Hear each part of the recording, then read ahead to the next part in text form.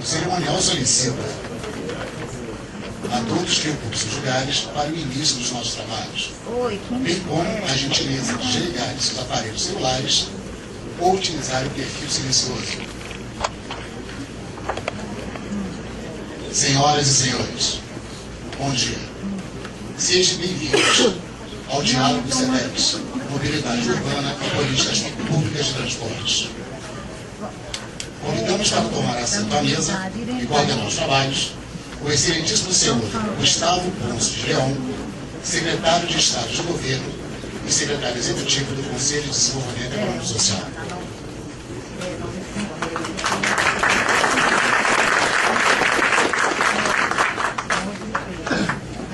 Convidamos para tomar assento à mesa o excelentíssimo senhor José Walter Bastos, secretário de Estado de Transportes.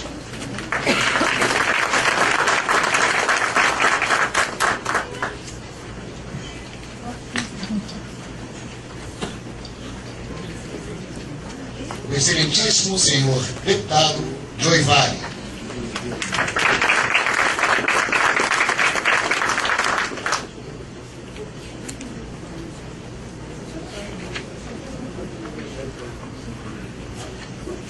O excelentíssimo senhor Afonso Celso Campos Galvão, reitor da Universidade Católica de Brasília.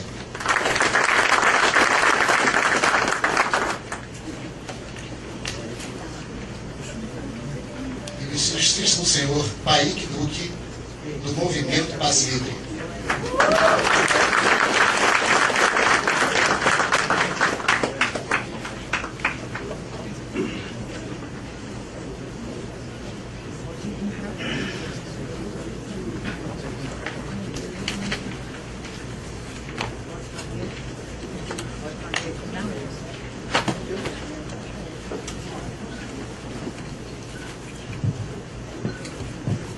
Com a palavra, senhores, o senhor Paik.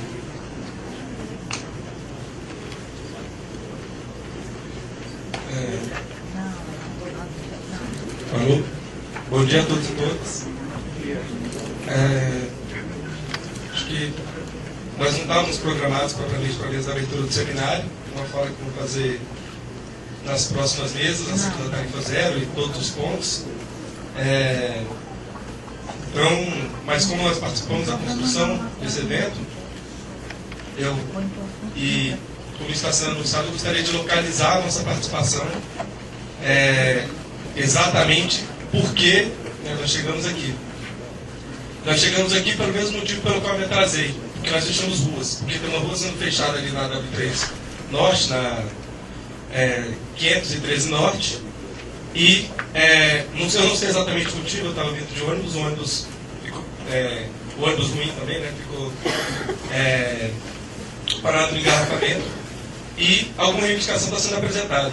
E foi exatamente por esse motivo que hoje eu posso estar aqui nessa mesa, não por algo que eu tenha feito, ou que qualquer uma das pessoas tenha feito aqui individualmente, mas sim por um trabalho coletivo e conjunto, que há 10 anos o Movimento Passe Livre desenvolve pelas ruas do Brasil.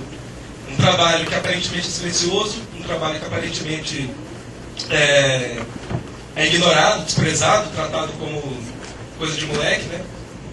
E que impulsionou uma série de mobilizações e de revoltas urbanas que nós vivenciamos agora com mais vigor a partir de junho. E essas revoltas, elas certamente estão vinculadas a um tipo de cidade, a um tipo de sociedade que a gente construiu. A cidade, ela não existe hoje por conta própria. Ela existe porque existem relações humanas, porque existem relações sociais, às quais ela está submetida, que constroem ela. E as relações sociais que construíram Brasília e construíram as principais cidades brasileiras, ou foram relações sociais tecnocráticas, em que um conjunto de cientistas e técnicos mandaram na cidade, ou foram, mais recentemente, relações sociais mercadológicas, mercantis, né? Em que todo espaço urbano serviu para um conjunto de empresários obter lucros com projetos de grandes eventos, reformas urbanas, especulação imobiliária. E por conta dessa configuração da cidade, os conflitos sociais se colocaram na mobilidade urbana, né? A geração anterior à minha fez lutas nas cidades, certamente pela questão da moradia, um dos principais movimentos urbanos da década de 80. Esse movimento teve vitórias e teve derrotas. Dessas derrotas, boa parte das periferias urbanas foram ocupadas por trabalhadores que foram expulsos do centro da cidade, né, e progressivamente está sendo assim. Essa população da periferia da cidade, que fez essa luta na década de 80, agora faz a luta para poder se locomover pela cidade. Essa é uma luta que, aparentemente, né, pelo que eu estou localizando aqui, diz respeito somente aos trabalhadores, diz respeito somente à população negra, diz respeito somente à população pobre. Mas o contrário. Para finalizar um pouco essa minha fala inicial, o que eu queria lembrar é que na segunda semana de greve de ônibus, numa segunda semana em que as mobilizações são muito grandes, quem passa a reclamar dos problemas do transporte coletivo não são os trabalhadores, não é o povo preto, não é o povo pobre, não é o povo da periferia. Quem passa a reclamar do problema do ônibus são os empresários. Quem passa a reclamar do problema do ônibus é o sindicato dos comerciantes. Quem passa a reclamar do problema dos ônibus são as autoridades públicas. Ou seja, o transporte ele não funciona só para mim que pago. O transporte funciona para todo mundo que se beneficia. Esse é o espírito da proposta que a gente quer apresentar. Essa solução, a solução do transporte coletivo, a solução da mobilidade urbana, ela passa pela discussão política acerca de quem financia o transporte e acerca de quem utiliza. Se só financia o transporte, quem utiliza ele, nós vamos continuar tendo esses problemas. Porque quem utiliza o transporte é a população mais pobre, e a população mais pobre é a mais explorada por conta do aumento da tarifa, e assim ela tem menos condição de pagar e vai menos para o serviço, e vai protestar mais, ou vai deixar mais de utilizar o transporte coletivo. Se a sociedade toda passar a utilizar o transporte coletivo, passar a entender que se beneficia do transporte coletivo, toda a sociedade vai ter que passar a financiar esse transporte. Em especial a parcela mais rica. Em especial quem ocupa irregularmente a aula do Lago Sul. Em especial o playboy. Em especial a pessoa que recebe uma faixa de salário acima de 10, 15, 20 mil reais. Essa pessoa que tem que pagar o transporte coletivo e não que recebe de 2 a 3 salários mínimos. Essa é a nossa leitura. E essa leitura, como a gente já disse, né, foi o que gerou esse processo de mobilizações e o que fez a gente estar aqui hoje. Não é propriamente a beleza do nosso discurso, não é propriamente a nossa qualidade performática, mas sim a nossa força das ruas. E é em nome dessa força das ruas que nós estamos aqui hoje. E aí, tinha ficado para a minha fala, mas eu vou fazer uma homenagem a todos que estão sendo criminalizados aqui, enquanto escuto as outras falas.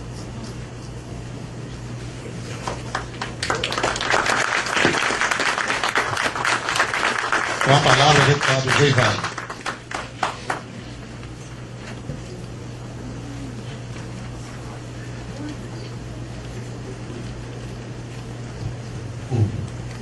Já fosse um bom dia a todos, e a gente queria agradecer a oportunidade de estar aqui.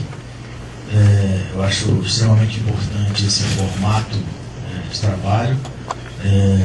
Acho que o Conselho é um conselho extremamente qualificado, precisa colocar na gradação um pouco mais, subir um pouco mais a atuação do Conselho, no sentido, eu acho que deveria ser inclusive deliberativo, mas de qualquer forma eu já estou muito satisfeito que existe um Conselho consultivo, né? Então, a partir do momento que o Conselho ele tem força e ele se estrutura e ele consegue deliberar, você tem a concorrência pela participação. As pessoas vindo e efetivamente dando suas contribuições.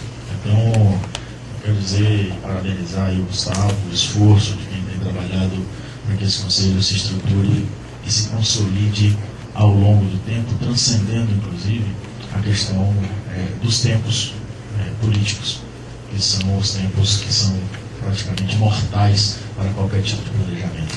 E falando sobre isso, eu queria colocar, conversei com o secretário, já cumprimentando, eu cumprimentei de manhã, o Gustavo, o reitor aqui da Católica, nosso companheiro do movimento Passe Livre, o reitor da universidade, o pessoal do Paviane, todas as pessoas que têm contribuído para que a gente consiga trabalhar e discutir de uma forma propriamente clara a questão da mobilidade do Distrito Federal. Quando o PDT foi para a Câmara, e eu estou falando porque existe uma frente parlamentar de mobilidade sustentável que busca, a partir de grupos de trabalho, fazer essa discussão da legislação. Porque tudo parte de uma legislação. A base precisa ser legislação, precisa ser lei, né? os decretos eles são voláteis, né? Podem eles são feitos, depois podem ser desfeitos dependendo do humor daquele governo que está passando por ali. Passando por ali, claramente passando por ali, né? Então, um plano de transporte, como o PDT que entrou na Câmara, no primeiro momento foi votado, e no meu pensamento, logicamente precisa de discussão, muita discussão, mas é melhor ter um plano do que não ter um plano. Esse foi o primeiro momento. O que quer dizer o seguinte: existe o plano, ele está aí, agora nós precisamos revisitá-lo. E quando você coloca um plano que foi discutido e o coloca como plano de ação, que ele vai para a prática, que ele vai para o chão de fábrica, muitas coisas acontecem que não estavam, e nem conseguiria, nenhum plano consegue prever tudo.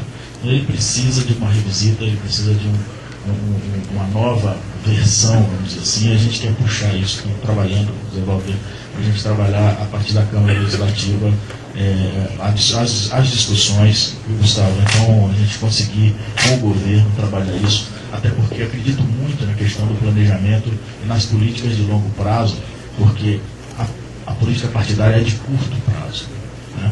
Então, de 4 em 4 anos, o soluço mandatário interrompe muitas vezes o que estava sendo feito, e quem sofre com isso claramente é a população, porque não se chega ao fim das coisas, ou quem entra quer sempre carimbar e fazer diferente, como se fosse dele, e às vezes até destrói o que estava sendo feito para poder começar de novo. A gente já viu isso várias vezes. Eu acho que uma das coisas que precisam ser perenizadas é esse conselho. Eu acho que ele é uma política que precisa transcender governos, né? Precisa existir. E a outra é o planejamento das grandes áreas, né? Como tem o plano de transporte, que precisa ser ratificado, trabalhado com a comunidade, com a coletividade, com a participação, discutido, acho que todo ano, talvez todo semestre, grandes audiências públicas onde a gente consiga auscultar, ouvir e internalizar para o plano. Que os conselhos não sejam só ratificadores de decisões já tomadas, que eles consigam trabalhar para que essas decisões sejam coletivizadas, né? Entendendo que tem muitos problemas, né? As contradições, elas existem e são, claro, são típicas da democracia, graças a Deus, né? Logicamente, para você ser um gestor, querer fazer as coisas e ter um perfil de gestor, tem hora que você tem que entender que você é servidor do público, e servir ao público é sacerdócio, diferentemente de quando você é um gestor privado, né? Então, como diz o pessoal, tem hora que enche o saco mesmo, mas é isso mesmo. O gestor público não pode ter saco. Ele tem que ter um saco interminável, porque é assim que funciona. Nós precisamos ouvir e aproveitar isso. Então, eu me coloco à disposição de todos vocês. Estamos lá na Câmara, Gabinete 13, mas tem a Câmara inteira discutindo isso. Tem um grupo de deputados, tem um grupo de pessoas tentando discutir para que a gente melhore. As discussões, quando acontecem, e as sugestões que vêm, são sempre no intuito de melhorar. Sempre no intuito de melhorar, né? Eu costumo dizer que a forma da boa política, de fazer a boa política, é ajudar na construção, não na destruição. É torcer para que dê certo e tentar corrigir o rumo enquanto é tempo. Então, as pessoas que estão aqui, a gente tem discutido mobilidade, tem tentado atuar nesse processo, na parte de legislação, e temos visto ganhos, temos visto evolução. Às vezes não como nós gostaríamos, mas nem como os gestores gostariam. Porque os empecilhos são enormes, de todos os tamanhos, transversalizado por corrupção em todos os níveis. Então, se combate a corrupção, os gestores sérios combatem a corrupção, tem que fazer o processo acontecer, tem prazos para cumprir, e 4 anos num plano é nada, é um soluço, efetivamente um soluço. E na realidade os governos não têm 4 anos no modelo de democracia representativa que vivemos, eles têm 3. E dependendo de quando você entra e há uma ruptura grande, eles têm 2. E aí é impossível fazer qualquer coisa. Então acho que, principalmente vocês que são formadores de opinião, esse conselho, o governo está ouvindo, precisam se conectar cada vez mais para que a gente possa fazer uma grande rede por essa cidade. E as universidades estando presentes são fundamentais para a gente, e a gente não tem tempo a perder. Não tem tempo a perder com conversa, não tem tempo a perder, tem que fazer, executar. Eu queria aqui colocar à disposição, a minha energia, Evaldo como secretário de transporte, pelo trabalho que eu tenho, que eu vejo as pessoas, o Paulo está ali, que as pessoas que estão envolvidas nesse processo. Né? Quero me colocar minha energia inteiramente à disposição, para construir, para frente, para andar para frente. Tá certo? Com as críticas que forem necessárias, logicamente, da posição que eu ocupo hoje. Ok, gente? Então eu fico deixando, a minha assessoria vai ficar participando o tempo todo, e tem participado de tudo. Então a gente tem discutido mobilidade como um dos temas centrais do nosso mandato. Ok? Muito obrigado. Desculpe se me alonguei, Gustavo, mas é importante poder falar e me colocar à disposição de vocês como pessoa que ajuda a construir. Certo? Mas tem suas críticas e tem seu posicionamento, tem conteúdo na discussão, para que a gente consiga evoluir, andar para frente, fazer dessa cidade a cidade que ela merece ser. A cidade que Brasília merece ser. E eu tenho colocado o seguinte: as pessoas fazem críticas, e tem que fazer as críticas. Tem que fazer, eu acho que é importante, mas eu quero aqui fazer um reconhecimento de público, de que esse governo tem avanços claros e concretos. Indiscutíveis. Avanços indiscutíveis. Agora não tem nenhum governo perfeito. Né? Tem muitas áreas que precisam melhorar muito. Agora tem avanços indiscutíveis. Que precisam ser percebidos, precisam nos ajudar a isso a acontecer para poder chegarmos mais longe nesse processo. Porque é a população que tem essa entrega. Independente do colorário, de quem está ou não está no governo no momento, e quem está certamente sairá algum dia, não é eterno. E a gente percebe claramente que tem forças torcendo porque dê errado. E quem se ressente e sente isso é a população. Quem torce para dar errado está torcendo contra ele mesmo. Vamos apresentar propostas melhores para o concurso que acontecerá, mas enquanto existe esse prazo, e esse prazo democraticamente, constitucionalmente são 4 anos, vamos torcer para que dê certo. Porque somos nós as principais pessoas que sofrem o errado ou o certo. Somos cidadãos dessa cidade. E eu queria, mais uma vez, me colocar completamente à disposição, olhando por essa referência, por essa ótica, não partidária, mas de cidadão que quer viver e criar seus filhos numa cidade minimamente habitável. Muito obrigado. Com a palavra, o senhor Afonso Celso Thanos Calvão, reitor da Universidade Católica de Brasília. Bom dia a todos. A Universidade Católica se sente muito honrada com a presença de todos aqui nesse auditório e os acolhe com muito prazer. Para um tema tão importante, tão caro, para a população brasileira e especificamente para a população de Brasília, que é o tema da mobilidade social.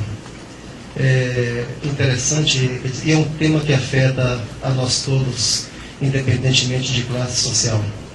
E agrava-se ainda pelo fato de que a estrutura de desenvolvimento econômico pela qual o Brasil optou estruturou-se em 2 eixos. Né? Um eixo que é o eixo da agricultura e outro eixo que é o eixo da indústria automobilística. Né? Lembro que em 2008, quando começou a crise na Europa, o Lula foi para a televisão e pediu para as pessoas comprarem mais carros. Né? E era muito complicado, porque as pessoas já tinham carros em Brasília carros em excesso, de modo que já não havia mais como se comprar mais carros. E a indústria automobilística hoje dá sinais claros de enfraquecimento. Ao mesmo tempo em que as cidades estão cheias, o trânsito está parado. Junta-se a isso o fato de que nós temos aí um problema premente, não é, de justiça social a ser feita, a ser realizada. E as manifestações que ocorreram em junho, e que na verdade tem uma história muito mais longa do que isso, uma história de lutas de todo o movimento social, não é? Elas representam, digamos assim, a ponta do iceberg desse sintoma, que que é o fato de que a população está cheia, está realmente cheia, com a sua paciência esgotada de serviços públicos de baixa qualidade para a maior parte da população. E o Estado tem que dar conta de resolver isso. O Brasil continua sendo um dos países socialmente mais injustos do mundo. Brasília, por mais que se fale em sua renda elevada, em sua situação, é uma cidade com índices primeiros, né, em todos os índices de IDH que nós conhecemos, é uma cidade que, por outro lado, também portadora de um dos maiores índices de injustiça social.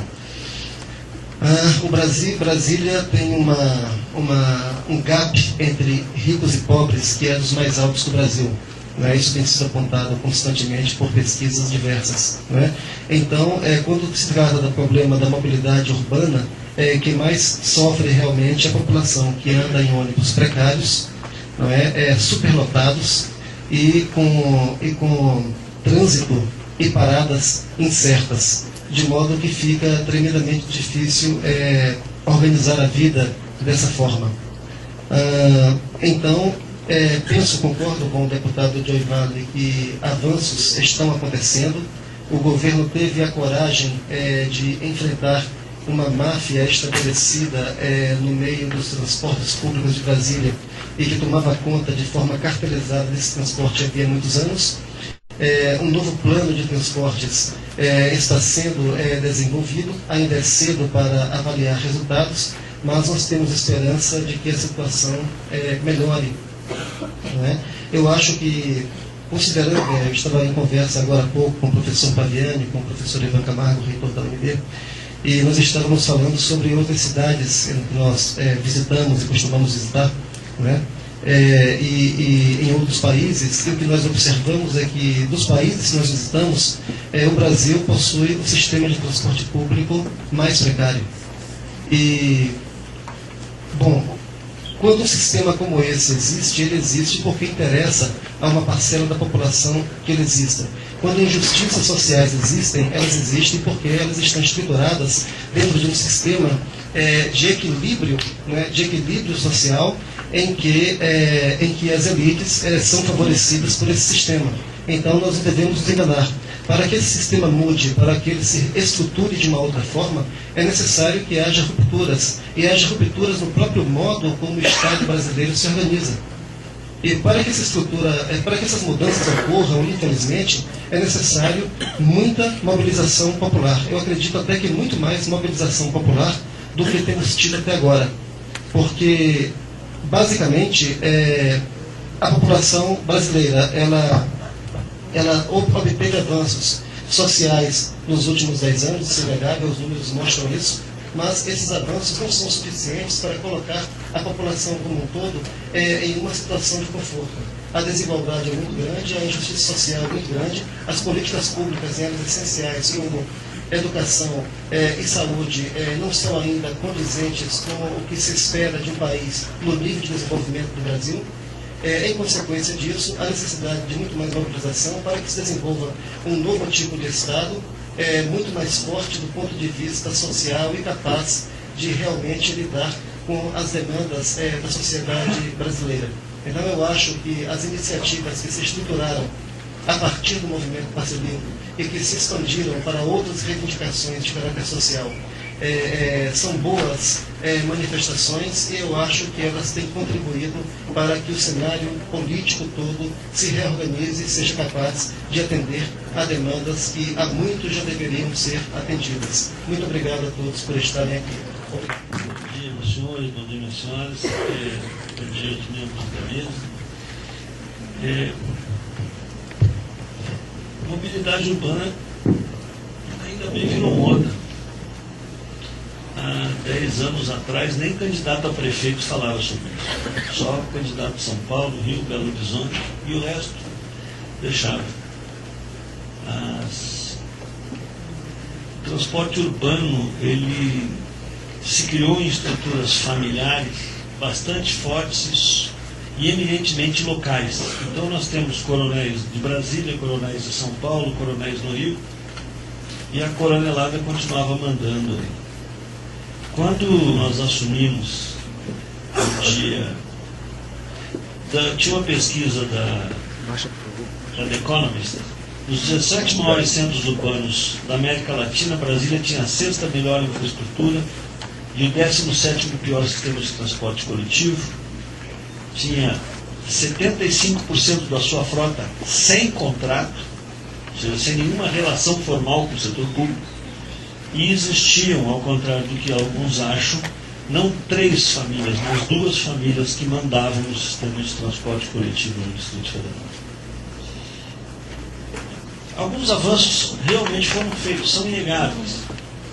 Nós, com um grande apoio da Câmara Distrital, aprovamos um plano diretor que é uma peça dinâmica e, se não se atualizar, ele vai morrer em si mesmo e vai virar arqueologia. Conseguimos resgatar o sistema de bilhetagem que estava totalmente na mão dos empresários, onde o Estado sequer tinha informação de fonte primária para poder fazer o seu planejamento. Inclusive, a implantação de linhas era feita pelos empresários. E fizemos uma coisa que nós fomos alvo de piada. Eu cansei de ser fonte de piada, porque eu iria fazer, junto com uma equipe de doidos, uma licitação de transporte coletivo no Distrito Federal, transparente, de forma reta, que ganharia aquela empresa que tivesse as condições de oferecer o melhor preço. Isso aconteceu. Agora é uma ilusão achar que ônibus novo na rua salva o sistema de transportes. Isso é uma ilusão. Nós não podemos sentar em cima de um processo licitatório que foi difícil, que foi árduo, que contrariou interesses poderosos, mas esse é uma batalha no meio da guerra. E eu acredito mais do que isso. Sistema de transportes não se acaba. Sistema de transportes é uma construção que deve ser o mais coletiva possível. E aí que está a importância de podermos sentar atores diversos da sociedade, que pensam diferente, que têm visões diferentes, alguns empresários, outros militantes de esquerda, outros acadêmicos, porque a construção de um sistema de transporte é uma construção diária. E se nós acharmos que o ônibus novo, rodando na rua, vai resolver o problema de transportes, nós já perdemos a guerra. Porque o sistema de transporte vai além. E o momento histórico é muito importante. Pela primeira vez o governo federal está derramando rios de dinheiro. Não falta dinheiro para mobilidade urbana. Tem dinheiro sobrando. Faltam bons projetos, falta concepção, falta planejamento, falta capacidade formulativa. O Estado acabou. O Estado faliu. E se o Estado não se recuperar para cumprir o seu papel, não vai existir sistema de transportes. O sistema de transporte é uma construção diária de programação e controle de fluxo.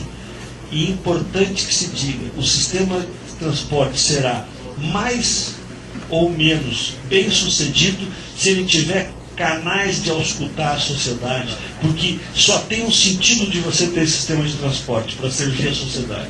O sistema de transporte não pode ser, como foi até hoje, brinquedo de meia dúzia de empresários para acumular capital. Nós estamos num momento histórico muito importante. Nós saímos de um círculo vicioso onde o sistema de transporte a cada ano se deteriorava.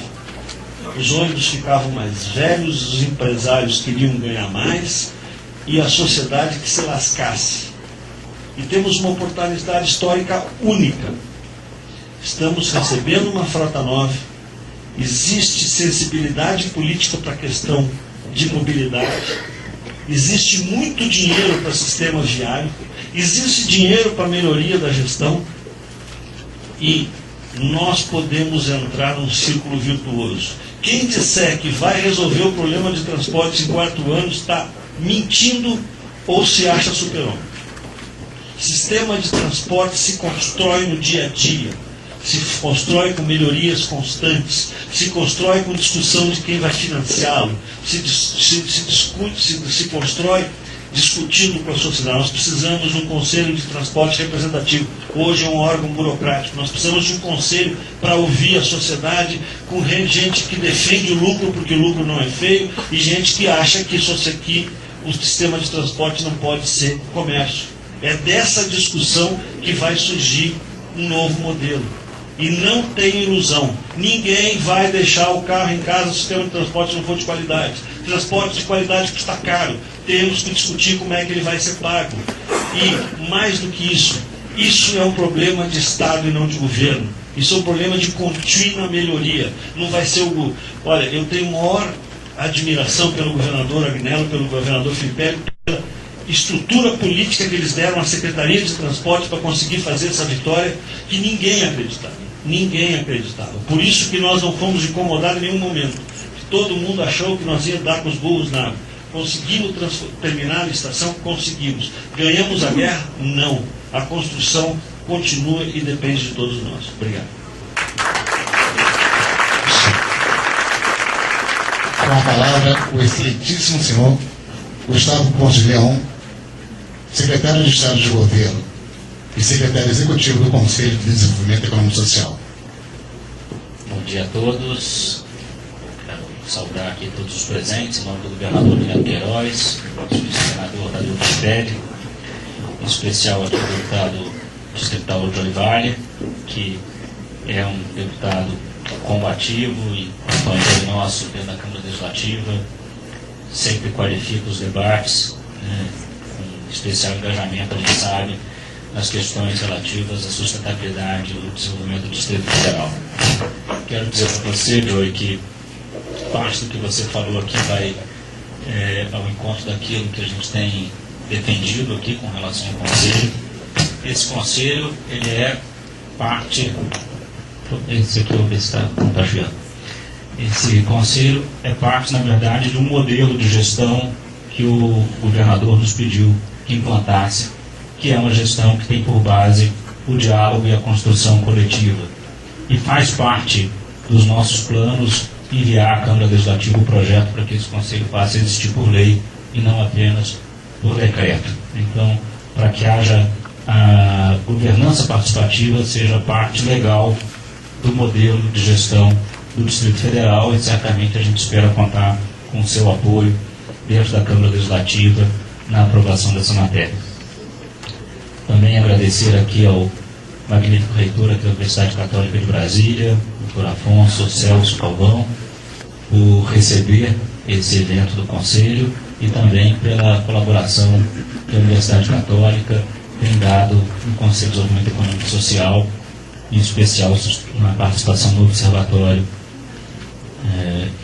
Participativo do Conselho. Também aqui presente o magnífico reitor da Universidade de Brasília, Ivan Camargo, também membro do Conselho. A UNB é uma importante parceira da cidade, do Distrito Federal, e também colabora muito com o nosso trabalho lá dentro. Nosso secretário de Transporte aqui, Zé Walter, cumprimentá-lo também, dizer que o Zé Walter não revelou aqui algo que eu acho que é fundamental dizer quando se discute, como hoje, reforma política e financiamento de campanha. A capacidade desse governo, dessa gestão, de enfrentar essa máfia dos transportes, não começou em 2011, começou em 2010, com a decisão de que aquela chapa não aceitaria nenhuma contribuição de campanha de empresários de transporte. Esse governo não é financiado, não recebeu apoio em campanha, nem em Caixa 1, nem em Caixa 2, nem em 3, em 4, nenhum tipo de apoio dos empresários de transporte do Distrito Federal, para que nós tivéssemos a condição política de enfrentar esses empresários, enfrentar essa máfia.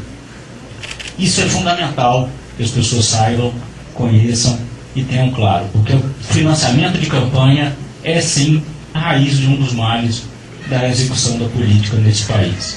E, por isso, nós temos um compromisso com o financiamento público de campanha, para que quem recebe dinheiro público para se eleger não vai ter compromissos privados na gestão, vai ter compromissos públicos. Então, acho que isso é importante, e realmente o desafio enorme que foi vencer essa primeira batalha na mudança do transporte do Distrito Federal Nós já chegamos a 200 ações contra essa licitação, mas estamos perto.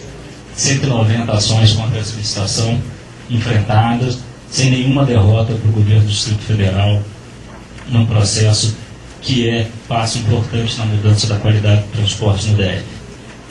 Presente aqui também o nosso secretário de Turismo, Luiz Otávio, que tem uma pasta, grande parceria com essa questão da mobilidade. O DF precisa de mobilidade para garantir uma estrutura turística, para ser atrativo, como é esse exemplo de uma cidade planejada urbanisticamente. Esse patrimônio urbanístico do DF é o nosso maior trunfo no turismo, e a mobilidade é importante nesse cenário. Secretário Newton Lins, de Assuntos Estratégicos, também sempre participa das nossas discussões aqui a respeito do futuro do DF, do desenvolvimento sustentável da nossa cidade.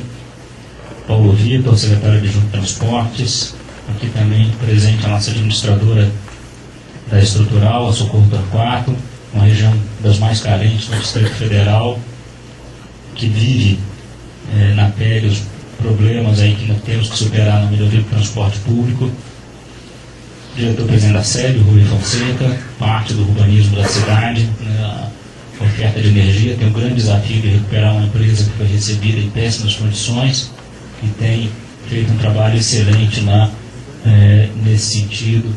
A SEB tem avançado muito na melhoria da iluminação pública, no programa de eficiência energética, e esperamos que no futuro a energia elétrica seja uma grande fonte de energia para a mobilidade urbana, com a opção por uma energia limpa e renovável. Também o Campanella, o diretor-geral do DF-Trans, que na verdade, onde se deu a primeira briga com esse grupo do transporte foi na retomada da face, como já disse o Zé Walter, primeiro passo para que pudéssemos assumir de fato a gestão do transporte. Felizmente, a atuação do DF-Trans hoje nos permite conhecer a realidade do transporte do Distrito Federal e, a partir dessa fase de transição que vai até dezembro com os novos contratos, começar efetivamente a ter uma mudança nas linhas, na oferta do serviço, na sua pontualidade, na sua qualidade. Cumprimentar o Genésio Vicente, que é subsecretário de Captação de Recursos da Secretaria de Planejamento e Orçamento, nosso parceiro também, ajuda muito o DF a obter os recursos aí do Parque da Mobilidade e garantias que estão correndo na cidade. Presidente da FEComércio, senador Delmi Santana, nosso parceiro no Conselho, também agradeço a presença, o representante da NTT, o Ricardo Antunes, nosso coordenador aqui de articulação intergovernamental e apoiador grande desse Conselho, patrocinador dentro do governo da ideia de restauração do Conselho, o Reinaldo. Agradeço a presença de todos os conselheiros e em nome dele, e também quero dizer aqui, agradecer aqui a presença do PAIC. E primeiro dizer, PAIC, que eu não passei pela manifestação, porque vim pela ciclovia, então não fui parado na W3. Mas tive a informação aqui que é uma manifestação de trabalhadores no TRT, que acompanha o julgamento de uma causa trabalhista, né? Eu sou daqueles que viram com bons olhos as manifestações na rua, até porque na minha formação em Direito, lá na Universidade de Brasília, aprendi nos livros de Roberto Lira Filho que o direito é achado na rua. São as ruas que constroem o direito, elas que ampliam os horizontes da lei, e são elas que permitem a gestão pública avançar e alargar aquilo que a gente vê como legal. Esse é o modelo que a gente tem para a gestão pública, e esse diálogo aqui é resultado dessa concepção. Um conselho que foi criado em 2012, que desde lá discute mobilidade urbana, com uma representatividade da sociedade, tem que estar aberto também para sempre alargar essa participação. E quando tivemos a manifestação em junho do movimento Passe Livre, foi muito oportuno trazer a discussão para dentro do Conselho, e de lá surgiu a proposta de um diálogo mais amplo e mais aprofundado. De fato, nós tentamos ao longo de 2011 discutir internamente a proposta do transporte público gratuito no Distrito Federal. Essa missão nos foi dada pelo governador, mas é preciso confessar, nós não tivemos capacidade de ir além desse debate. Havia tarefas que consideramos prioritárias. Era preciso, em primeiro lugar, reorganizar o DF Trânsito, realizar as novas licitações, ter contratos para nos relacionarmos com as empresas prestadoras do serviço, para então aprofundar a discussão sobre o modelo de financiamento.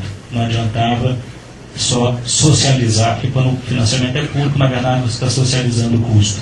Socializar o custo de um mau serviço não nos pareceu, naquele momento, o melhor caminho. Era preciso investir na melhoria da qualidade para depois retomarmos e aprofundarmos a discussão do modelo de financiamento e de custeio desse serviço. Mas, sem dúvida, a colaboração que o movimento Passe Livre traz nesse sentido é um debate que já fazem há bastante tempo, com o qual nós já discutimos quando da implantação do Passe Livre no Distrito Federal. O DF é, no Brasil, a unidade da federação que tem o maior modelo de gratuidade para estudantes e pessoas com deficiência, já fruto de um debate que surgiu pelo movimento Passe Livre e na Câmara Legislativa do Distrito Federal, então com a participação e protagonismo do Legislativo. E, claro, temos que continuar ampliando essa percepção, essa discussão a respeito do que é o transporte público e como ele deve ser financiado pela sociedade, inclusive também aliado a isso, acho que temos que ter políticas de desincentivo ao transporte individual. É preciso reverter essa lógica do incentivo à compra de carro, o incentivo ao uso do automóvel como transporte individual. É preciso que se tenha claro para a sociedade que quando se usa um automóvel, é um custo social ligado a esse automóvel. Custo ambiental, pelas emissões de carbono, há um custo também pela infraestrutura que a sociedade precisa construir para esse automóvel,